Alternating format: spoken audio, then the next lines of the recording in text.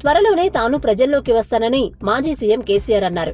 ఎర్రవెల్లిలోని KCR farm house లో BRS parliamentary party సమావేశం జరిగింది. ఈ సందర్భంగా పార్లమెంటు సమావేశాల్లో అనుసరించాల్సిన వ్యూహాలపై ఎంపీలకు కేసీఆర్ దిశానిర్దేశం చేశారు. ఈ సందర్భంగా మాట్లాడిన కేసీఆర్ రాష్ట్ర ప్రజల ఆశలన్నీ బీఆర్ఎస్ పైనే ఉన్నాయని ఎంపీలకు చెప్పారు.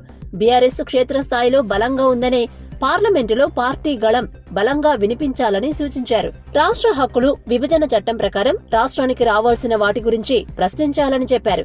కృష్ణా బోర్డుకు ప్రాజెక్టులు అప్పగిస్తే తెలంగాణకు నష్టమన్నారు. అధికారం ఉన్నా లేకపోయినా రాష్ట్రం కోసం పోరాడేది బీఆర్ఎస్ ఒకటేనన్నారు. పార్లమెంటు ఎన్నికలు దగ్గర పడుతుండటంతో ఫిబ్రవరి 2వ వారంలో కేసీఆర్ ప్రజల్లోకి వస్తారని తెలుస్తోంది. కేసీఆర్ తన కాలికి ఆపరేషన్ అయినప్పటి నుంచే హైదరాబాద్ లో కొన్ని రోజులు విశ్రాంతి తీసుకున్నారు. తర్వాత ఎర్రవెల్లిలోని తన ఫామ్ హౌస్ కు వెళ్లారు. అసెంబ్లీ ఎన్నికల్లో పార్టీ ఓటమి తర్వాత కేసీఆర్ ఎక్కడా ప్రజల్లోకి రాలేదు. గజ్వేల్ నుంచి ఎమ్మెల్యేగా గెలిచినా ఇంతవరకు ప్రమాణ స్వీకారం చేయలేదు.